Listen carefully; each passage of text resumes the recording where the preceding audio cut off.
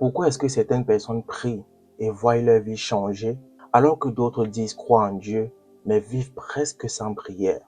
Pourquoi est-ce que certaines personnes restent fortes face aux attaques, aux tentations, aux saisons difficiles, tandis que d'autres s'épuisent spirituellement très vite? Et si le véritable problème n'était pas seulement le combat, mais le fait de ne pas prier, et surtout ne pas prier assez? Aujourd'hui, nous allons parler de pourquoi nous devons prier et prier suffisamment. Et tu verras que la prière n'est pas une simple habitude religieuse, c'est une nécessité spirituelle. Bonjour à tous, moi c'est Donald Tapigué, bienvenue sur cette chaîne. À travers cette chaîne, mon désir est de parler avec vérité, avec amour et avec sérieux de tout ce qui peut nous rapprocher de Dieu, nous réveiller, nous corriger et nous aider à marcher selon sa volonté. Alors si ce message te parle, prends juste une seconde pour liker, t'abonner et surtout activer la cloche de notification pour ne pas manquer nos prochaines vidéos. Alors aujourd'hui, j'aimerais parler de l'importance de la prière. La prière, ce n'est pas seulement parler à Dieu. La prière, c'est exposer ton cœur devant Dieu. C'est reconnaître que tu as besoin de lui. C'est te soumettre à sa volonté. C'est recevoir la force de tenir, la sagesse de discerner et la grâce de marcher droit. Et pour bien comprendre cela, voici 10 raisons pour lesquelles nous devons persévérer dans la prière. Alors, la 10e raison, nous devons prier et persévérer dans la prière pour entrer dans la volonté de Dieu. Quand tu pries, tu ne demandes pas seulement des choses à Dieu, comme on ferait une liste de souhaits, ou alors comme on entrerait dans un supermarché pour faire des achats. Tu demandes aussi à Dieu de te conduire dans ce qu'il a déjà préparé pour toi. Et c'est très important parce que beaucoup de gens veulent avancer, mais ils avancent sans direction. Ils bougent, mais ils ne savent pas toujours s'ils bougent dans le bon sens ou dans le mauvais sens. La Bible nous montre que Dieu ne commence jamais quelque chose sans le connaître d'avance. Dans Jérémie chapitre 1 au verset 5, il est écrit: « Avant que je t'eusse formé dans le ventre de ta mère, je te connaissais. Et avant que tu fusses sorti de son sein, je t'avais consacré, je t'avais établi prophète des nations. » Amen. Et dans Psaume 139 au verset 16, il est écrit: « Quand je n'étais qu'une masse informe, tes yeux me voyaient, et sur ton livre étaient tous inscrits les jours qui m'étaient destinés, avant qu'aucun d'eux n'existât. » Amen. Alors cela veut dire que ta vie n'a jamais été une improvisation. Avant même que tu ne voies le jour, Dieu te voyait déjà. Avant même que tu ne comprennes ton histoire, Dieu connaissait déjà ta route. Il savait le jour où tu devais naître. Il savait les saisons que tu devais traverser. Il savait aussi le moment où il devait te rappeler à lui. Donc quand tu pries, tu n'es pas juste en train de demander une bénédiction. Tu es en train de demander à Dieu de t'aligner avec sa volonté, avec son temps, avec son plan et avec sa direction. Et c'est là que beaucoup de gens doivent comprendre quelque chose. Il existe des personnes qui sont mortes avant le jour où Dieu avait décidé de les rappeler à lui. Ah oui, oui, il y a des vies qui ont été écourtées. Il y a des destins qui ont été interrompus. Il y a des personnes qui sont parties de ce monde avant l'heure fixée par Dieu. Et spirituellement, on peut comprendre cela comme des retranchements. Dans la spiritualité, on appelle ça le retranchement, c'est-à-dire des vies écourtées, des appels interrompus, des gens arrachés avant le temps. Alors tu vas peut-être te poser la question, pourquoi cela arrive-t-il? Ou alors pourquoi est-ce que Dieu laisse que les gens puissent se faire retrancher par le diable? Alors la réponse est simple, parce que le péché donne souvent un terrain à l'ennemi. Le diable cherche à réclamer, à accuser, à interrompre. Mais quand tu pries, tu dis à Dieu: Seigneur, garde-moi dans ton plan. Ne permets pas que je sorte de ta volonté. Ne permets pas que mon chemin soit écourté. Conduis-moi jusqu'au bout de ce que tu as prévu pour moi. C'est ça, prier pour entrer dans la volonté de Dieu. Alors la 9e raison, c'est on prie pour demander pardon et être purifié. La prière te place dans une attitude d'humilité. Elle te rappelle que tu n'es pas parfait. Parce que beaucoup de personnes ont tendance à l'oublier. Elle te rappelle que tu as besoin de la miséricorde de Dieu. Chaque jour, pas seulement une fois. La Bible dit dans 1 Jean chapitre 1 au verset 9. Si nous confessons nos péchés, il est fidèle et juste pour nous les pardonner et pour nous purifier de toute iniquité. Amen. Cela signifie que la prière n'est donc pas seulement un moment où tu demandes des choses, c'est aussi un moment où tu laisses Dieu te laver. Parce que nous vivons dans un monde où nous sommes exposés à beaucoup de choses, des péchés, des paroles, des attitudes, des fautes visibles et des fautes cachées. Et si nous ne venons pas souvent devant Dieu, tout cela s'accumule dans le cœur. C'est pour cela que la prière est très nécessaire. Elle nous permet de revenir devant Dieu, de reconnaître nos fautes, de confesser ce qui ne va pas et de recevoir encore sa grâce. Et là aussi, il faut qu'on se dise les vérités. Nous ne pouvons pas passer une journée entière sans pécher d'une manière ou d'une autre. Nous ne sommes pas parfaits. Même quand on pense bien faire, il y a toujours des manquements, des pensées mal placées, des paroles inutiles, des attitudes qui ne glorifient pas Dieu. Donc la prière sert aussi à cela. Elle nous garde dans un état de repentance continuelle. Elle nous lave, elle nous remet en ordre, elle nous restaure et elle enlève au diable le terrain sur lequel il voudrait nous accuser. Alors la 8e raison pour laquelle nous devons prier, c'est pour recevoir le repos et la paix.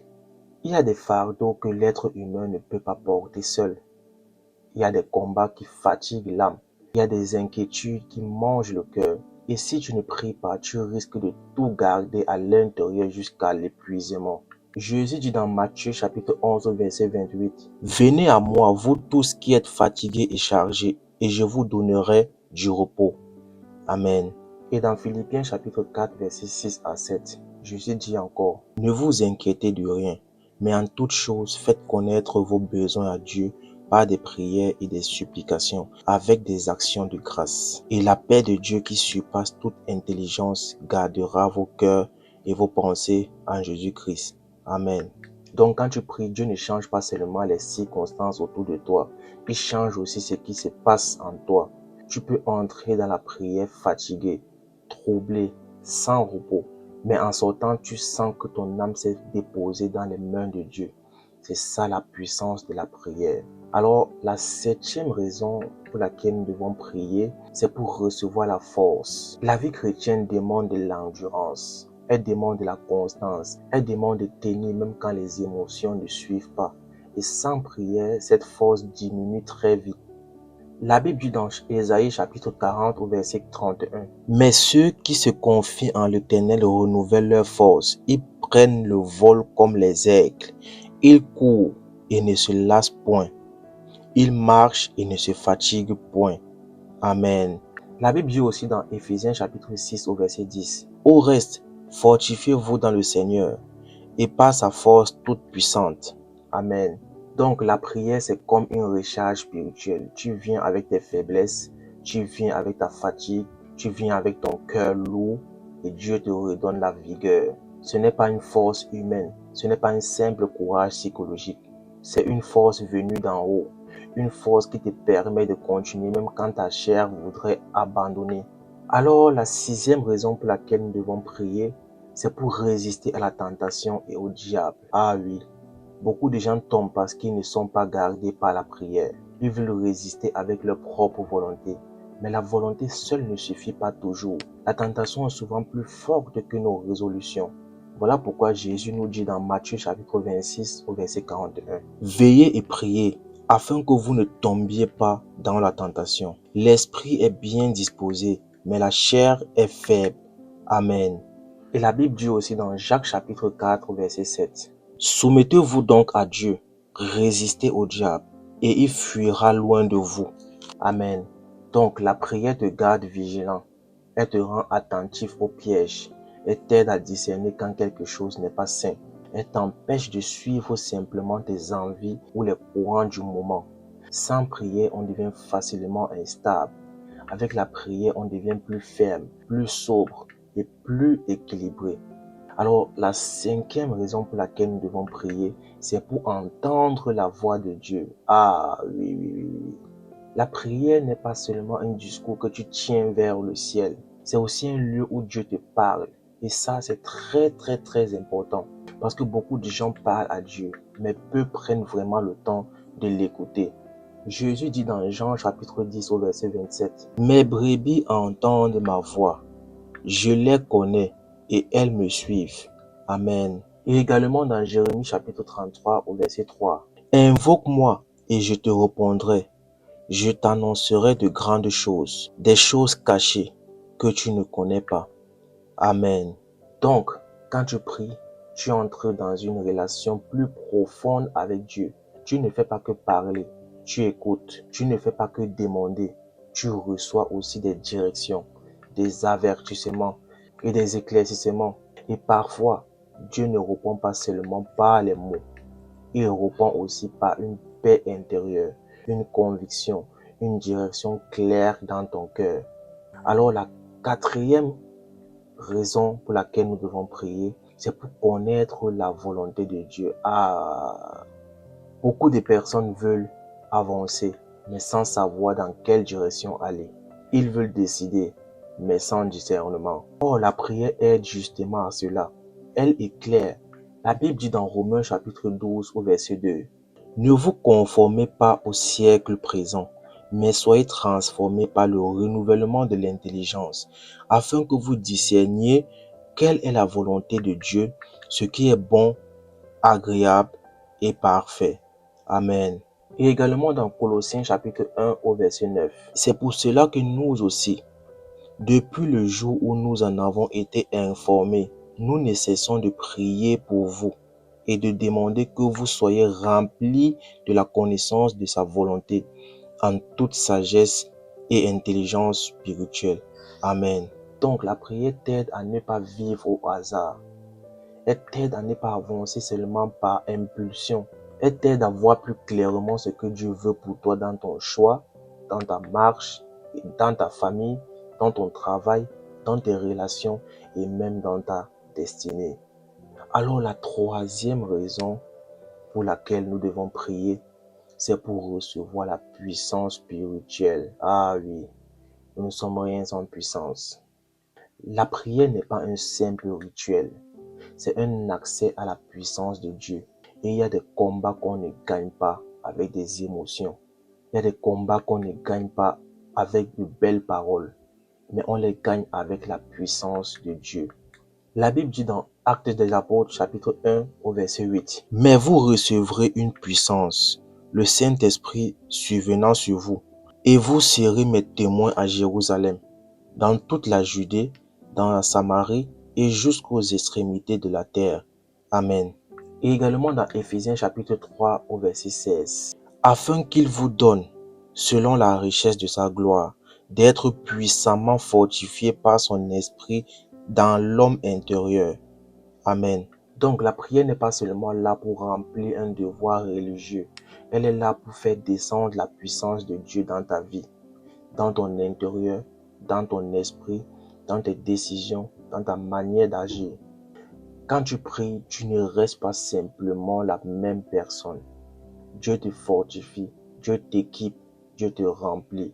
Et ainsi, tu pourras imposer les mains aux malades et ils pourront retrouver la guérison. Alors la deuxième raison pour laquelle nous devons prier, c'est pour que Dieu agisse dans notre vie. Quand tu pries avec foi, tu ouvres la porte à l'intervention de Dieu. Parce que la prière n'est pas un monologue vide. C'est un lieu où la foi rencontre la puissance de Dieu.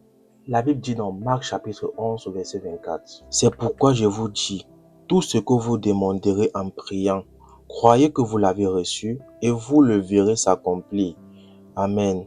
Il faut comprendre ici que la prière ne force pas Dieu, mais elle nous place dans une position de foi, d'humilité et d'attente. Quand on prie, on dit à Dieu, « Seigneur, j'attends ton action, j'attends ton secours, j'attends ton intervention. » Et Dieu agit d'une manière que personne ne peut imiter. Alors pour finir, la première raison pour laquelle nous devons prier, et c'est ma préférée, parce que la prière te garde attaché à Dieu. Ça, c'est la raison la plus importante. Avant les miracles, avant les réponses, avant les portes ouvertes, avant même les bénédictions visibles, il y a la relation avec Dieu. La Bible nous dit dans Jean chapitre 15 au verset 5, « Je suis le cep, Vous êtes les sarments. Celui qui demeure en moi et en qui je demeure porte beaucoup de fruits, car sans moi vous ne pouvez rien faire. Amen.